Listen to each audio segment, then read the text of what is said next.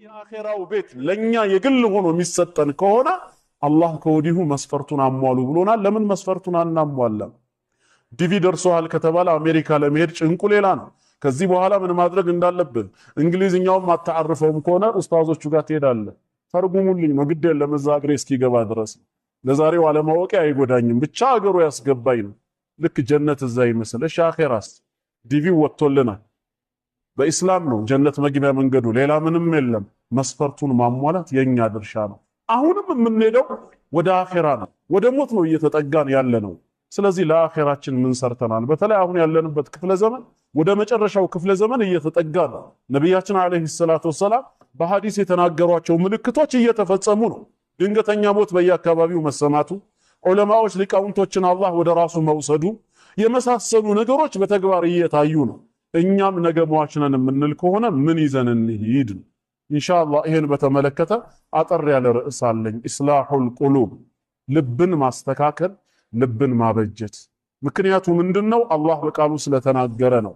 አባታችን ኢብራሂም አለይሂ ሰላም የተናገረውን ጌታችን በሱረቱ ሹዓራ ቁጥር 88 እና 89 ላይ ሲነግረን ያ ቀን ማለት የውመ ላ የንፈዑ ማሉን ወላ በኑን፣ ዛሬ በዱንያ ያካበትነው ሀብታችን ወይ የወለድናቸው ልጆቻችን የቂያም ቀን አይጠቅሙም ነው። የቂያም ቀን ከዛ ጭንቅ በሀብት መገላገል አይቻልም። የቂያም ቀን ከዛ ጭንቅ በወለድናቸው ልጆች ፊዳ ሰበብ ነፃ መውጣት አንችልም። እንደውም በሌላ ሐዲስ ተነግሮናል። አባት ልጁን ያገኘውና በአባትነት ሐቅ ልጁን ይጠይቀዋል። እንደው ለዛሬ ከጭንቁ ቀን ነፃ ወጣ ዘንድ እኔ ዱንያ ላይ ላንተ ብዙ መልካም ነገር ውዬልሃለሁ፣ በዛ አባትነት ሐቅ ይሁንብኝ፣ አንድ ሐሰና ስጠኝ ይለዋል። መቼም ልጅ ተጠይቆ እምቢ አይልም አይደለ? ግን ክስተቱን የሚያውቁት ረሱል ሰለላሁ ዐለይሂ ወሰለም ምን አሉ? ልጅ በአጸፋው የሚመልሰው አባቴ ሆይ በልጅነት ሐቅ ዛሬም ጠይቀሃለሁ። ዱንያ ላይ ተንከባክበህ እንዳሳደከኝ እንዳዘንክልኝ ዛሬም አንድ ሐሰና ስጠኝና እኔ ልለፍልዳለሁ። አላህ ምድራዊ ወዳጆች ይላል በዲነል ኢስላም በኢማን መንገድ ሳይሆን በጥቅም በዝምድና በመሳሰሉት ነገር የተገነባቡ ምድራዊ ወንድማሞች ምድራዊ ወዳጆች የዛን ቀን ከፊላቸው ለከፊሉ ጠላት ነው የሚሆኑት ነው። ዛሬ አብረህ ትጠራራለህ፣ ትገባበዛለህ፣ አብረህም ብዙ ነገር ትረዳዳለህ። የቂያም ቀን ግን ከፊሉ ለከፊሉ ጠላት ነው። ኢለል ሙተቁን በተቅዋ መንገድ የተገናኙ ሙስሊም ወንድማሞች ብቻ ሲቀሩ በላ ኢላሃ ኢላላህ መስመር ማለት ነው። ያ ከሆነ ምን አዘጋጅተናል ለአኺራ? ልባችንን ምን ያህል አስተካክለናል ነው። ለምንድን ነው ስለ ነፍስያ መናገር ያስፈለገው ቢባል አላህ በዛ ቀን ላይ ልጆችም እንደዚሁም ገንዘብም አይጠቅሙም ካለ በኋላ ኢላ መን አተላህ ቢቀልቢን ሰሊም ነው ያለው። ሰላማዊ የሆነ ልብ ይዞ አላህ ዘንድ የመጣ ሰው ብቻ ሲቀር ነው። ስለዚህ ቀልባችን ሰላማዊ እንዲሆን የሙእሚን ልብ እንዲይዝ ምን ማድረግ አለብን? ይሄ ነው ጭንቀታችን። ለቀልብ ትኩረት መስጠት የሚገባን በብዙ ምክንያት ነው። አንደኛ አላህ ከሁሉ በፊት የሚመለከተው ልባችንን መሆኑን፣ የሥራችንን ብዛት አይደለም ወይም የሥራውን አይነት አይደለም። አላህ መጀመሪያ የሚያየው ቀልብን ነው። ረሱል አለይሂ ሰላቱ ወሰላም ከአቢ ሁረይራ ረዲየላሁ ዐንሁ በተላለፈው ሐዲስ ምን ብለዋል? ኢነላህ ተዓላ ላ የንዙሩ ኢላ ሱወሪኩም ወአምዋሊኩም፣ አላህ ወደ ቅርጾቻችሁ ማማር ወይ ወደ ንብረቶቻችሁ መከማቸትና መብዛት በፍጹም አይመለከትም። ወላኪን የንዙሩ ኢላ ቁሉቢኩም ወአዕማሊኩም፣ ነገር ግን አላህ የሚመለከተው ወደ ልቦቻችሁ ጥራትና ወደ ስራዎቻችሁ ነው። ልባችንን ማጽዳት ከኛ ይጠበቃል። አላህ የሚያየው ስፍራ ምንድነው? ልብ መሆኑ ነው። ስለ ልብ ትኩረት መስጠት ያለብን ከዚህ አንጻር ነው። ሁለተኛ ደግሞ ሌላው ምክንያት ሰላሁል ጀዋሪሂ ቢሰላሂል ቀልብ፣ ውጫዊ ማንነታችን ወይም አካላችን የሚስተካከለው በቀልብ መስተካከል ሰበብ መሆኑ ነው። ቀልብ ካልተስተካከለ፣ ቀልብ ከተበላሸ በፍጹም ውጫዊ ማንነታችን ሊስተካከል አይችልም። ሰዎች ዋናው ውስጥ ነው ይላሉ። ዋናው ውስጥ ነው፣ ትክክል ነው። ግን ውስጥ ከተስተካከለ የዛ ምልክቱ ውጫዊ ማንነታችን ይስተካከላል ነው። ውጪው ከተበላሸ ግን ውስጡ ላይ ችግር እንዳለ በራሱ ጥቆማ ነው። ነቢያችን አለይሂ ሰላቱ ወሰላም ሲናገሩ በአንድ ሐዲሳቸው አላ ወኢነ ፊል ጀሰዲ ሙድጋ ብለዋል። አዋጅ በሰውነታችሁ ውስጥ የሚላመጥ የሆነ ቁራጭ ስጋ አለ። ኢዛ ሰላሐት ሰላሐል ጀሰዱ ኩሉ፣ እሷ ከተስተካከለች ከበጀች ሙሉ ሰውነታችን ይስተካከላል። ወኢዛ ፈሰደት ፈሰደል ጀሰዱ ኩሉ እሷ ከተበላሸች ሙሉ ሰውነታችን ይበላሻል። አላ ወሂየል ቀልብ አዋጅ ንቁ እሷም ልብ ነች አሉ። ልብ በኢማን በተቅዋ በተወኩል በመሐባ ከተስተካከለ ሌላው ሰውነት ደግሞ ዒባዳን በአግባቡ በማከናወን ሳይከብደው ሳይቸግረው ይስተካከላል ነው። ልብ ላይ ግን እነዛ ነገሮች ከደከሙ ውጫዊ ማንነታችንን ዒባዳን በአግባቡ ለመፈጸም ያቅተዋልና ቅድሚያ የልብ ጉዳይ ይታሰብበት ነው። መሆን ያለበት ለልብ ነው ቅድሚያ የምንሰጠው ነው። እንደዚሁም ሌላው ልብን መሰረት የምናደርገው ለምንድነው? አልአዕማሉ ተተፋደሉ ቢተፋዱሊ ማ ፊል ቁሉብ ስራዎች አላህ ዘንድ የሚበላለጡት በምንድነው ከተባለ ልብ ላይ ባለው የንያ ደረጃ መሆኑ ነው። አንድ መልካም ሰሪ ከሌላ መልካም ሰሪ አላህ ዘንድ ተሽሎ የሚገኘው ከስራው መብዛት ወይ ከአይነቱ አይደለም። እሱ በራሱ የተወሰነ ድርሻ ሊኖረው ይችላል። ዋናው የሚበላለጠው ግን ልብ ላይ ባለው የንያ የኢማን ደረጃ ነው። ከኢማሙ ኋላ ማእሙምን ብለው ወደ 100 የሚጠጉ ሰጋጆች እኩል ደርሰው ሊሰግዱ ይችላሉ። በተለይ በመጀመሪያው ሶፍ ላይ ከኋላ ኢማሙ ኋላ ሆነው እኩል ሐርመው ሰላቱን አብሮ ሊያጠናቅቁ ይችላሉ። ግን በሁለቱ ወንድሞች ሰላት መሃል ያለው ልዩነት ሰማይ ከምድር ከሚራራቀው በላይ ሰላታቸው ይራራቃል። ምንድነው ምክንያቱ ሲባል አንደኛው ፊቱ ብቻ ሳይሆን ወደ ቂብላ የዞረው ልቡም ጭምር ነው ወደ ቂብላ የዞረው። የሚቀራቸውን ሲቆምም ሲያጎነብስም ስጁድም ሲወርድ ተሸሁድም ሲቀመጥ ያስተነተናል፣ ያውቃል። አላህን መለመን ያለበት ቦታ ላይ ቆሞ ይለምናል። በልቡም ጭምር ነው ለጌታው የሚሰግደው። ሌላኛው ግን ፊቱ ወደ ቂብላ ዞሯል፣ ልቡ ግን ከመስጊዱ ክልል ራሱ ውጪ ነው። ሌላ መንደር ላይ ነው ያለው፣ በሌላ ሀጃ ነው። ኢማሙ አላሁ አክበር ሲል ብቻ ነው የሚመለሰው። ስንተኛ ረካ እንደሆነ ራሱ አያውቅም እየተሰገደ ያለው በኢማሙ ማሰላመት ካልሆነ በቀር። ስለዚህ የሁሉም ሰላት እኩል ነው ማለት አይደለም። ምንድነው እንዲለያዩ ያደረገው? ልባቸው ላይ ያለው ለሰላቱ የሚሰጡት ክብር፣ ለሰላቱ የሚሰጡት ጥንቃቄ፣ የኢማኑ የተቅዋው የተወኩል ደረጃ ነው። ያ ከሆነ ቅድሚያ ልብን ማስተካከል ይገባል። አራተኛው ሌላው ምክንያታችን ለምንድነው ለልብ ቅድሚያ የምንሰጠው? አልቀልቡ ከሲሩ ተቀሉብ የማይያዝ የማይጨበጥ እንደ ሳሙና የሚያምለጨልጭ ነገር ቢኖር የሰው ልብ ነው መባሉ ነው። ቋሚና የረጋ አይደለም፣ ሪጅድ አይደለም። ኢማን የሚባለው ነገር ከፍ እያለ እየጠነከረ እየጨመረ ይሄዳል። ዝቅ እያለ እየሳሳ እየቀነሰ እየሞተም ሊሄድ ይችላል። ይህንን በተመለከተ ሚቅዳድ ኢብን አልአስወድ ረዲየላሁ ዐንሁ በአንድ ሐዲስ ላይ ምን ይላል? ላ አቁሉ ፊ ረጁሊን ኸይረን ወላ ሸራ ይላል። ከዚህ በኋላ እኔ ለማንም ሰው ቢሆን ጥሩነትም ሆነ መጥፎነት ምስክር አልሰጥም አለ ለሰዎች ሐታ አንዙረ ማ ዩኽተሙ ለሁ ፋቲማው ምን እንደሆነ እስክመለከት ድረስ ስለ ሰዎች ጥሩነት መጥፎነት በፍጹም አልመሰክርም። ዛሬ ጥሩ ናቸው ያልኳቸው ነገ መጥፎ ሊሆኑ ይችላሉ። ዛሬ በመጥፎነት የመሰከርኩባቸው ነገ ጥሩ ሊሆኑ ይችላሉ። እኔ በፍጹም ከዚህ በኋላ ፋቲማን እስካይ ድረስ ለማንም ሰው ጥሩም ሆነ መጥፎን አልመሰክርም። ያዕኒ ባዕደ ሸይኢን ሰሚዕቱሁ ሚን ነቢይ ሰለላሁ ዐለይሂ ወሰለም የአላህ መልእክተኛ የሆነ ነገር ሲናገሩ ከሰማኋቸው በኋላ አለ።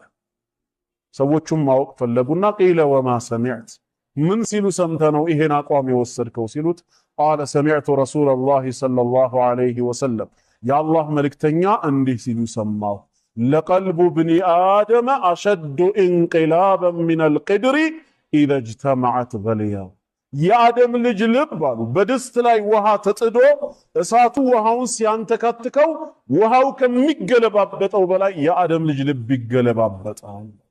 አይጨበጥም፣ ቋሚ አይደለም። በሰዓታት በደቂቃ ልዩነት ይቀያየራል። ልክ ውሃው እሳቱ ሲያገኘው ከሚንተከተከው ከሚገለባበጠው በላይ ነው ያሉት።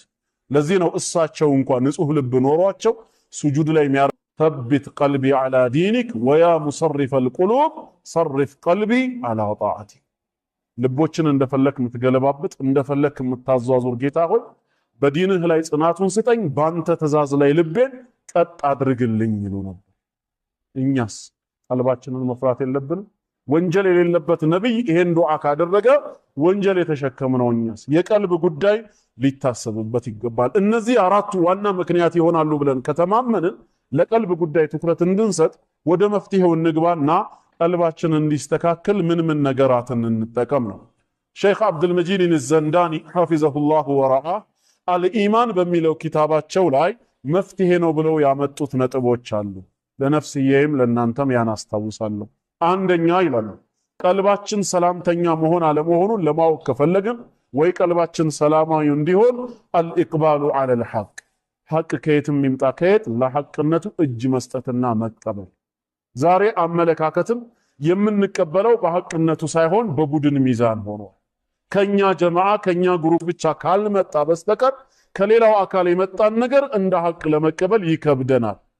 እንደውም ፈትዋው ወይ ሌላው ነገር ሳይሆን ቁርአንና ሐዲሱንም መስማት የምንፈልገው ከኛው ቡድን ጀማዓዎች ሆኗል። በቡድን ታጥረናል። ሐቅን ለሐቅነቱ ቦታ ሰጥተነው ከቁርአን ከሐዲስ የተነገረ እውነት ስለሆነ ብቻ ከስሜታችን ጋር ገጠመም አልገጠመም ለሐቅ እጅ እንስጥ የሚለው የጥቂቶች አላህ ማዕሱም ያደረጋቸው ባህሪ ብቻ ሆነ። አብዛኛው ሰው ስሜቱን ነው የሚከተለው። ከስሜቱ ጋር የሚሄድ ፈትዋ የሚሰጠውን ዓሊም ነው የግል ዓሊሙ አድርጎ የሚይዘው። ሁሉም በራሱ ተደራጅቶ አካሄዱን እንዳይቃወመው አብሽር እንዲለው ብቻ የሚያግራራውን ይከተላል። ማጥበቅ የፈለገውም የሚያጠብቀውን አካል ብቻ ነው የሚመርጠው ማለት ነው። ሐቅ ነው ወይስ አይደለም? በቁርአንና በሐዲስ በዑለሞች መነጽር ታይቷል ወይስ አልታየም? የመጣውን ሐቅ በሐቅነቱ ለማስተናገድ ፈተና ሆኖብናል። ይሄ የቀልብ መታመምን ያስከትላል ይላሉ ሸይኹ። እንደ ማስረጃ የሚያቀርቡት ሱረቱ ዙመር ቁጥር 17 እስከ 18 ያለውን ነው። አላህ ስለ ሰዎች ሲናገር ምን ይላል በዚህ ቦታ? ፈበሽር ዒባድ ባሮቼን አበስራቸው መልካም የምስራችን ንገራቸው። አለዚነ የስተሚዑነ አልቀውል እነዚያ ንግግሮችን የሚሰሙ የሚያዳምጡ የሆኑት ናቸው። ከሰሙ በኋላ ግን ፈየተቢዑነ አሕሰና ከስሜታቸው ጋር የገጠመው ወይም ደግሞ በሸይኻቸው በኩል የመጣው ሳይሆን ያለው እጅግ የተሻለውን መልካሙን የሚከተሉ ሆኑታል። ለዱንያቸውም ለአኼራቸውም ሊጠቅማቸው የሚችለው እውነታውን መልካሙን ብቻ መርጠው ከስሜታቸው ጋር ሄደም አልሄደ ያን የሚከተሉ ለሆኑ ባሮቼ ብስራቱን ንገራቸው። ብስራቱ ምንድነው? ኡላኢከ አለዚነ ሀዳሁሙላህ ወደ ቅን ጎዳና የመራቸው ተውፊቅን የለገሳቸው ማለት እነሱ መሆናቸው። ወኡላኢከ ሁም ኡሉል አልባብ እነሱ ማለት የአእምሮ የልቦና ባለቤት በትገርልኝ ማለት። እኛም ከነዛ ጀማዓ መሆን ከፈለግን ሐቅ ከየትኛውም ጀማዓ በሚነገረን ሰዓት ሐቅን በሐቅነቱ ለመቀበል ማዘጋጀት አለብን። ይሄንን የሚነግረን ጀማዓ ከየትኛው ጀማዓ ነው? ከነዛ ጀማዓ ነው ወይስ ከነዚህ ነው የሚለው አይደለም። የሚነገረው ነገር ከአላህ ቃልና ከመልእክተኛው ሱና የገጠመ ነው? ከረሱል ሰለላሁ ዐለይሂ ወሰለም ፈለግ ጋር አብሮ ቢሄድ ነው ወይስ የሚቃረን? ያንን መመዘን የምንችል ከሆነ ሐቅን በሐቅነቱ መቀበል ነው። የማንችል ከሆነስ በዓሊምነታቸው ታማኝ የሆኑ አላህን ይፈራሉ ተብለው በተቅዋነታቸው የተመሰከረላቸውን ዑለሞችን መስመር መከተል ነው የሚያዋጣው። ግሩፕኝነት በዱንያ ብቻ ሳይሆን በአኼራም ያዋርደናልና ማለት። ስለዚህ ሐቅን በሐቅነቱ የሚቀበል ልብ ካለን ልባችን ተስተካክሏል ማለት ነው። ነገር ግን የካፊሮች ልባቸው የታመሙ በሽተኛ ልብ ያላቸው ሰዎች መለያ ባህሪው ሁሌም ከሐቅ መሸሽ ነው። አላህ እንዳለው ሱረቱል አንዓም ላይ ወማ ተእቲህም በፍጹም አትመጣቸውም ይላል ሚን አየትን ሚን አያት ረቢህም ከጌታ አንቀጾችም ሆነ ተአምራቶቹ አንዱም አይመጣላቸውም ኢላ ካኑ ዐንሃ ሙዕሪዲን ከዛ ከሚመጣላቸው ተአምር ወይ አንቀጾች ችላ ብለው የዞሩ ቢሆን እንጂ። ለምንድን ነው ችላ ያሉት? ስላላሳመናቸው ሐቅ ስላልሆነ አይደለም። ሐቅ ነው ግን ከስሜታቸው አይገጥሙ፣ ፍላጎታቸውን አያሳካም። አይሁዶች አብዛኛዎቹ ነቢያቶች ያስተባበሉት ከፊሎቹን የገደሉት ለምንድን ነው? ነቢያቶቹ ይዘውት የመጡት ትምህርት የተደበሰበሰ ግልጽ የሆነ ስላልነበረ አይደለም። አፈኩለማ ጃአኩም ረሱሉን ቢማ ላ ተህዋ አንፉሱኩም ያ ነው መነሻ ምክንያቱ። ስሜትና ዝንባሌያችሁን በሚመጥን መልኩ መልእክተኞች ካልመጣላችሁ ኢስተክበርቱም የእነሱን ሐቅ ለመቀበል ትኮራላችሁ። ፈፈሪቀን ከዘብቱም ከኩራትም አልፋችሁ ከፊሎቹን ታስተባብላላችሁ። ነገሩ ካመቻችሁ ደግሞ ወፈሪቀን ተቅቱሉን የቻላችሁትን ከፊሉን ደግሞ ትገላላችሁ ወይ ከሀገር ታባረራላችሁ አለ ከስሜት ጋር። እኛም ዛሬ አዲስ ነብይ አይላክልንም፣ ግን የነቢያትን ቦታ ተክተው ዑለማዎች ወረሰቱል አንቢያ ስለ አላህ ቃል ስለ ረሱል ሰለላሁ ዐለይሂ ወሰለም ሐዲስ የሚመክሩን እውነት የሚነግሩን ከሆነ እውነትን በእውነትነቱ መቀበል አለብን። ከማን መጣ ሳይሆን የመጣው ምንድነው? ግልጽ ነው። አላህ ይወፍቀን። የወሬ ሰው ሳይሆን የተግባር ሰው ያደርገን። ሐቅን መቀበል ጥቅሙ ለራሳችን ነው። በዱንያም ረፍት ነው፣ በአኼራም ከጥያቄ ነጃ መውጣት ነው። በሽተኛ ልብ ያለው ሰው ግን ሐቅን መቀበል ይከብደዋል ነው። ሁለተኛው ምክንያት ያሉት ደግሞ መፍትሄ አድርገው ያቀረቡት ሑቡል ሐቂ ወንሽራሁ ሰድሪ ሊልኢስላም፣ እውነትን ማፍቀር መውደድ፣ ልባችንን ወይም ደረታችንን ኢስላምን ለመማር ዝግጁ ማድረግና ማስፋት አለብን። ሰው ዛሬ ለማወቅ ጉጉት ያለው በአብዛኛው አላህ የጠበቀው ሲቀር ስለ ዲኑ አይደለም። ስለ ፖለቲካ ማወቅ ይፈልጋል፣ ስለ ወቅታዊ ጉዳይ። የሰሜኑ ጦርነት ከምን ደረሰ? ሁሌም ያስጨንቀን እሱ ነው። ስንመሽ ቤታችን እንገባለን፣ ዜና እንከታተላለን። ትላንት እንትን ከተማ ነበሩ፣ ዛሬ የት ከተማ ደረሱ? ስንት ኪሎ ሜትር ቀራቸው አዲስ አበባ ሊገቡ? ሁልጊዜም በወቅታዊ ዙሪያ ሙሰጠፍ ሆኖናል። ዛሬ የሞተውም ምን ያህል እንደሆነ ከመከላከያው ከሚሊሻው ወይም ከዛ ከትግራይ በኩል ያለው ወይ በሌላ አጠራር ጁንታ ከሚባለው ስለ እያንዳንዱ ነገር ሀታ ሻይ ቤት እንኳን ቁጭ ብለን የምንነጋገረው በፖለቲካ ዙሪያ ሆናል። ለምን? ወቅታዊ ነው ይባላል።